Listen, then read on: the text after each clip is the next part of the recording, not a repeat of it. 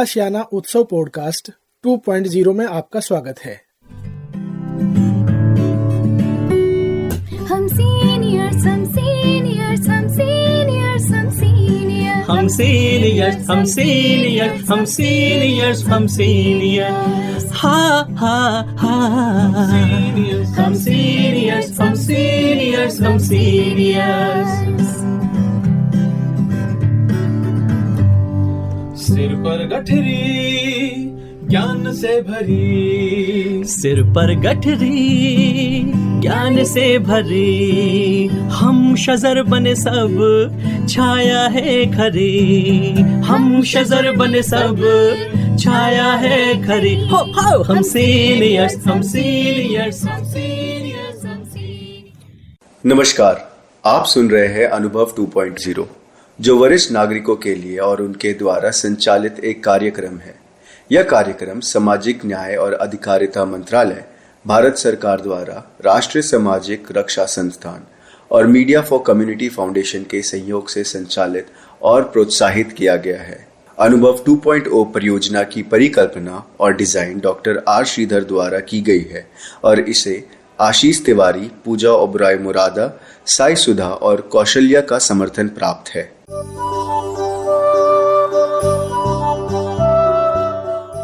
Hello दोस्तों, आप अनुभव 2.0 सुन रहे हैं। आज मेरे साथ एक एक्सपर्ट है, एक आर्मी ऑफिसर है, एक सोल्जर है, एक मेडल विनर है, एक कारगिल हीरो है, जिनका नाम है कर्नल बीबी कपूर, भारत भूषण कपूर। तो कर्नल कपूर, आपका स्वागत। नमस्कार पहले तो आपको।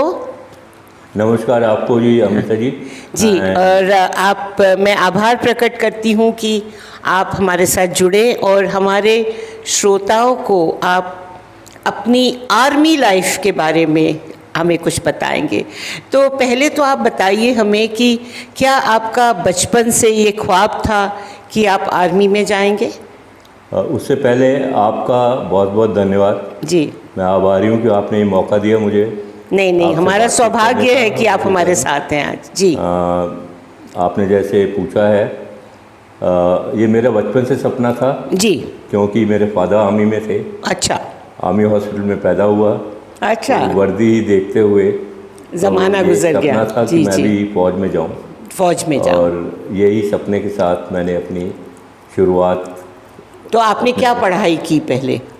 हाँ जी। आपने कुछ पढ़ा, मतलब आपकी एजुकेशनल क्वालिफिकेशन आर्मी की तरफ थी कि आप सैनिक स्कूल में गए? कहाँ किया आपने? आपको पता है कि आर्मी ऑफिसर्स की जो पोस्टिंग है वो होती रहती है। जी। तो आपके फादर की भी पोस्टिंग? फादर, मेरी एजुकेशन लॉयलेस जमशेदपुर से शुरू हुई थी जी। और उसके बाद मैं दैट इज़ जो मेरी नर्सरी, केजी, लोअर केजी वहाँ से हुई जी। उसके बाद फादर की पोस्टिंग देवलाली हो गई थी। जी जी। जो कि मेरी बर्थ प्लेस भी है जी। तो देन मेरे को बोर्डिंग में डाल दिया था उधर बांस देवलाली में। अच्छा। तो फर्स्ट से फोर्थ तक मैं वहाँ पे पढ़ा जी। जनरल एटमॉस्फेयर जो उस टाइम होता था, गेम्स, एडवेंचर, ये सब, और उस स्कूल के अंदर मुझे सब कुछ मिला जी। और इस तरह फौज के अंदर जब छुट्टी आते थे तब भी छुट्टी जब आते थे फादर के घर पे आते थे, वहाँ पे भी वही माहौल मिलता था जी। गेम्स का, स्पोर्ट्स का, एडवेंचर, राइडिंग, स्विमिंग मैंने 3 साल में सीख ली थी। अच्छा। तो इस तरह तो आपकी आर्मी की ट्रेनिंग कहाँ पे हुई? आर्मी की ट्रेनिंग मेरे आफ्टर मेरे स्कूलिंग के बाद जी। उसके बाद फिर एनडीए तो नेशनल डिफेंस एकेडमी खड़गवासला। जी जी। उसके बाद इंडियन मिलिट्री एकेडमी देहरादून, जहाँ से हम पास आउट हुए। बहुत इम्प्रेसिव एकेडमी है, मैंने एक बार देखी हुई है और बहुत आनंद आया था। तो आपने वहाँ ट्रेन किया। तो आप ये बताएं कि आपका जो आर्मी में था वो जैसे हम कहें किस डिपार्टमेंट में, या इन्फेंट्री, या बहुत सारी चीज़ें हैं, तो आप किस में थे? आर्टिलरी, इन्फेंट्री, किस में थे आप? अमिता जी, उससे पहले मैं कहना चाहूँगा कि मैंने हमारे टाइम पे जब हम स्कूल में थे और फिर उसके अंदर उस समय हमारे को, जहाँ तो आप एनसीसी लीजिए, चाहे रोड सेफ्टी पेट्रोल लीजिए, चाहे एनएसएस लीजिए, तो मैंने एनसीसी ली हुई थी। अच्छा। तो इस दौरान से वो एक ट्रेनिंग का एक शौक़ था जी। एक मजबा डेवलप हुआ फायरिंग के लिए, फायरिंग के लिए जी। तो मैं अच्छा शूटर भी रहा हूँ। जी। एंड तो गेम्स आप आर्टिलरी में गए? नहीं, मैं हमारा ऑप्शन होता है कि आपके सामने हमसे ऑप्शन पूछा जाता है जी इंडियन मिलिट्री अकेडमी में सेकंड टर्म में। जी। तो उस समय मैंने ऑप्ट किया था इन्फेंट्री के लिए। इन्फेंट्री के और लिए? इन्फेंट्री में फिर रेजिमेंट्स ऑप्ट करनी पड़ती हैं। जी, तो आपकी कौन सी रेजिमेंट? मैंने ऑप्ट किया था गढ़वाल राइफल्स के लिए। जी दो मेरे फादर, मुझे पेरेंटल क्लेम मिल सकता था जो कि वो यूज फ्रॉम राजपूत, जी और विच इज़ उनकी बटालियन जो है अभी 4 गार्ड्स है, जी तो मैं जा सकता, पर मैं उसमें नहीं जाना चाहता था। जी। मैं गढ़वाल राइफल्स में जाना चाहता और वो मुझे प्राप्त हुई, मुझे मिली। अच्छा, तो अब आप ये बताएं कि एज एन आर्मी ऑफिसर तो आपने बहुत जगह हिंदुस्तान में देखी होंगी जहां आपको अपनी फैमिली को भी लेके जाना पड़ता होगा, तो बहुत सारे चैलेंजेस भी होंगे उस दौरान।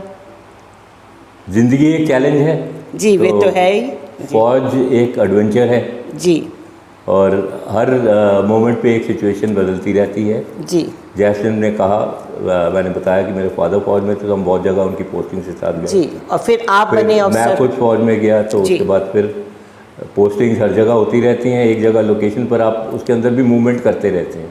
अच्छा, ट्रेनिंग के लिए चले गए, कोर्सेज के लिए चले गए, जी कोई एड टू सिविल अथॉरिटीज़ के लिए आप मूव हो गए एक जगह से दूसरी जगह। जी जी तो ऐसे ऐसे बहुत सारे मौके मिलते हैं जी। देखने के लिए जगहें।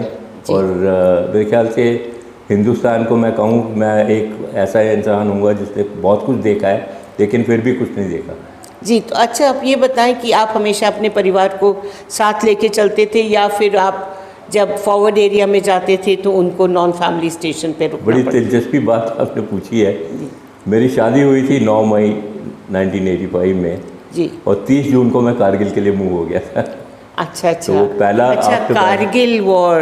कारगिल, दैट वाज मेरा फर्स्ट, दैट इज 85 के। अच्छा, आप कारगिल में मतलब That- पोस्टेड एक- थे? हाँ, मैं जी जी यूनिट जी मूव करी जी, थी। यूनिट मूव की थी। तो यूनिट मूव करी थी जी। फील्ड एरिया ग्वालियर से। जी तो हम वहाँ पे फिर मेरे को उनको पीछे छोड़ना पड़ा जी एक जी। महीने के अंदर आफ्टर मैरिज। तो आपके बच्चे एडजस्ट कर लेते थे हर नई जगह पे जाके? हाँ जी, बच्चे, क्योंकि बीच में छुट्टी आ जाना, या कुछ टाइम ऐसा होता है, कुछ स्टेशन ऐसे होते हैं फील्ड के जहाँ पे हम अपनी फैमिली को 2-3 महीने के लिए बुला सकते हैं। जी जी। तो ऐसे बच्चे आ 2-3 जाते हम थे? बच्चे आ जाते हैं, वाइफ आ जाती हैं। जी जी तो उस समय मतलब that sort of life is there. जी जी जी जी सेपरेशन है जी। लेकिन पर उसका उसमें भी एक मज़ा है। एक अलग सा चैलेंज, एक अलग सा एक्सपीरियंस Yes. ज़रूर होता है। जी हाँ जी। तो अब आप बताएं मुझे, जब आप ज़रूर पीछे मुड़ के तो देखते होंगे और अपनी जर्नी ऑफ लाइफ, तो आपका सबसे अच्छी पोस्टिंग कहाँ थी या आपकी कौन सी जगह ऐसी है जो यादगार है? मैं इसको कुछ 3 हिस्सों में बांटूंगा। जी। एक था यंगर डेज, यंगर डेज। जब मैं सेकंड लेफ्टिनेंट था एंड लेफ्टिनेंट, अब तो खैर लेफ्टिनेंट कमीशन होते हैं, हमारे टाइम पे सेकंड लेफ्टिनेंट होते जी थे। जी जी, बिल्कुल। उस समय अंडमान निकोबार आइलैंड्स आपकी यादगार है? जी एक जी, यादगार बहुत है। खूबसूरत जगह है, मैं भी Yes. बहुत बार गई हूँ। जी। 82 में उधर था। अच्छा, 80 से ठीक 82 है। अपनी यूनिट के साथ। जी उसके बाद कारगिल जी जी, एक मेरी बहुत बड़ी याददाश्त है। याददाश्त है। और फिर जो आप रिटायरमेंट से पहले कहाँ थे? मेरा रिटायरमेंट हुआ था वाराणसी से, मैंने प्री मेच्योर रिटायरमेंट ली थी। रिटायर जी। नहीं हुआ था, मैंने प्री मेच्योर रिटायरमेंट ली। जी जी जी। वो उस समय मैं वाराणसी में पोस्टेड था। अच्छा, तो अब आप मुझे आपके बारे में जानकारी ये है कि आप कारगिल हीरो हैं और एक कारगिल की लड़ाई हुई थी जिसमें बहुत लोगों ने, हमारी इंडियन आर्मी ने मतलब बहुत उससे उत्साह से पार्टिसिपेट किया था। तो आप उसमें एक अवॉर्डेड, आपको अवॉर्ड मिला था, तो अब आप उसके बारे में हमारे श्रोताओं को बताएं। अमिता जी, हीरो तो वो हैं जो शहीद हुए। जी बिल्कुल। असली हीरो तो वो हैं जी। जो शहीद हुए हैं या जख्मी हुए हैं। जी। और जी कारगिल की जो लड़ाई है वो अभी तक जो सबको पता है, जी। मैं कुछ ज़्यादा नहीं बोल सकता उसके बारे में, जी। Due to my this thing, restrictions on speaking on yes subject. जी। वो एक पहाड़ी इलाका है, बिल्कुल। बर्फ़ भी है जी और खाली पत्थर हैं, हरियाली खाली बेस पे नीचे है उस एरिया के अंदर। जी जी। और पहाड़ों में लड़ाई लड़ना मतलब है जहाँ पे हमको प्लेन्स में एक आदमी की ज़रूरत पड़ती है, जी। वहाँ पे हमको 3 आदमियों की ज़रूरत पड़ती है। जी जी और हमला करना एक सबसे मुश्किल काम है उधर।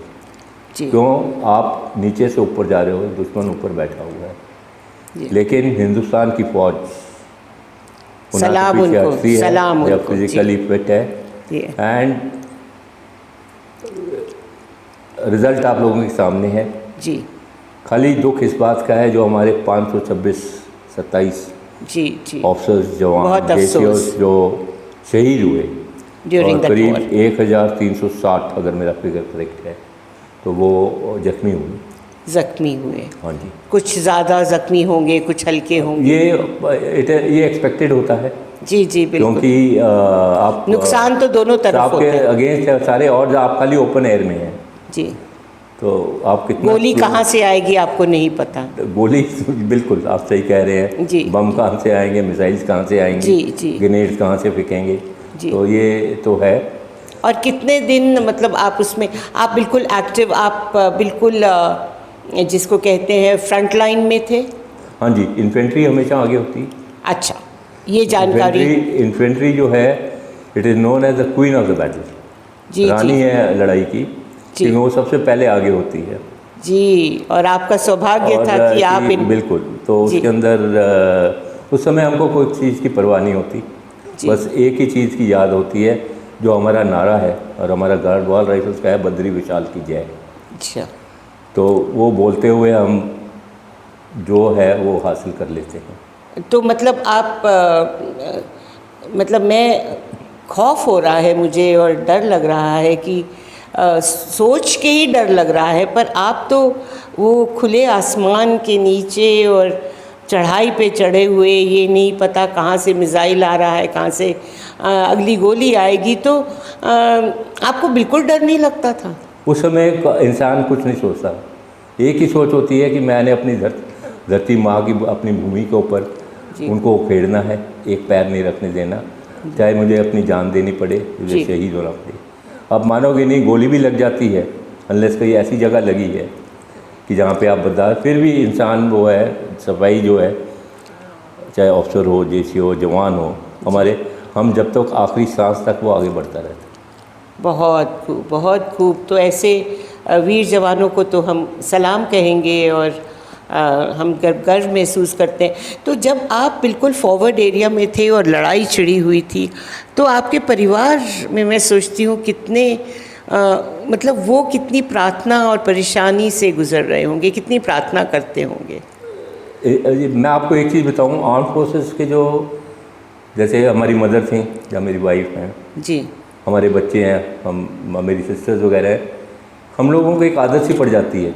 अच्छा। क्योंकि हम लोग फंक्शन अटेंड करते हैं आर्मी के, कुछ ट्रेनिंग का देखते हैं, फायरिंग रेंजेस पे भी जाते हैं जी तो एक वो पड़ जाता है, एक वो दिल से वो गम निकल जाता है जी अब मदर के दिल में क्या घूम रहा होता है उस समय ये तो हम कह नहीं सकते जी, क्योंकि बट वो कभी नहीं दिखाती जी। कि कोई गम है, क्योंकि उन्होंने बच्चे से संभालने हैं सब कुछ। जी तो एक मैं कहूँगा एक आर्म फोर्सेस के किसी भी रैंक के ऊपर जो लेडी है वो उसको बहुत मजबूत मेंटली और बनना पड़ता है शायद। बनना पड़ता है और होती हैं वो। नहीं, देखिए जब उसने आपसे शादी की तो उसको नहीं समझ में आ रहा होगा कि what she is going in for, पर जब उसने आपका हुनर देखा और आपका मकसद देखा, मिशन देखा, तो उसमें भी स्ट्रेंथ आई ज़रूर, वो तो मैं मान सकती हूँ। ये है, प्लस आर्मी के अंदर भी है हमारी वेलफेयर होती है यूनिट वाइज। अच्छा अच्छा। तो उसके अंदर भी लेडीज़ मिलती हैं, जवानों की और JCOs की लेडीज़ को सिखाती हैं, उनसे भी जो नया उनके जो टैलेंट है उनको आगे लेके जाती हैं जी। तो वो बनता रहता है एक मोटिवेशन लेवल, हर लेवल पे हर एक जगह जी। हम लोग मिलते रहते हैं जी। तो उससे वो मोटिवेट रहती हैं हमेशा। जी, तो मतलब एक दूसरे को सहारा भी देती हैं एक दूसरे के साथ, और जो गुज़र जाता है उसके साथ वो इकट्ठी खड़ी होकर सपोर्ट में और सहानुभूति भी डेफिनेटली करती हैं। तो आपके साथ हम बात कर रहे हैं, तो जब आपको मेडल मिला तो आपको कैसा लगा? मेरा आखिरी सवाल है ये। आप मुझे सेना मेडल मिला था फॉर गैलेंट्री। जी जी। जब मैंने रिसीव किया था, ऑफ कोर्स मेरी साइटेशन पड़ी गई थी जी। And I got a very big this thing, people give me a standing ovation. Wonderful. And उसके अंदर बहुत अच्छा लगा, यही मैं कहूँगा। अच्छा लगा, जी जी जी। और गर्व क्या कहना महसूस है? हुआ, और आज हम इतना गर्व महसूस कर रहे हैं कि हमारे बीच एक कारगिल हीरो, एक सेना मेडल जो आपको मिला, तो मुबारक आपको। और हमारे श्रोताओं से बातचीत करने के लिए तहे दिल से आपका शुक्रिया, नमस्कार।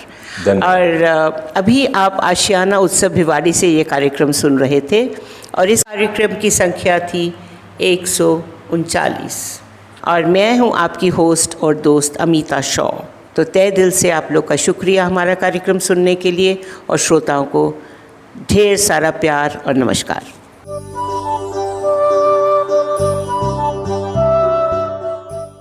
और श्रोताओं, फिलहाल वक्त हो चुका है आप सभी से विदा लेने का, और चलते चलते आप सबको एक बहुत ही खास नंबर हमारे वरिष्ठ नागरिकों की सहायता, उनके सपोर्ट के लिए मैं आपको बताना चाहूंगा दोस्तों। Elder line toll free number है ये, आप चाहें तो इसे नोट कर सकते हैं, 14567। एक बार पुनः सुने दोस्तों, 14567। यह नंबर वरिष्ठ नागरिकों की मदद और उनके सपोर्ट के लिए सुबह 8 बजे से लेकर के रात्रि 8 बजे तक अवेलेबल है। यदि आपको किसी तरह की परेशानी या किसी सपोर्ट की जरूरत है तो आप इस पर कॉल कर सकते हैं। फिलहाल मैं ले रहा हूं इस कार्यक्रम से विदा, नमस्कार।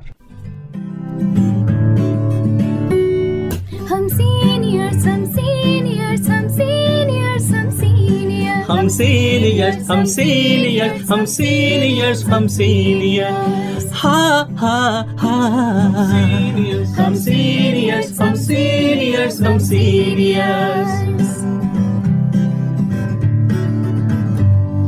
सिर पर गठरी ज्ञान से भरी, सिर पर गठरी ज्ञान से भरी, हम शजर बने सब छाया है खरी, हम शजर बने सब छाया है खरी। हो हम सीनियर्स, हम सीनियर्स, हम सीनियर्स।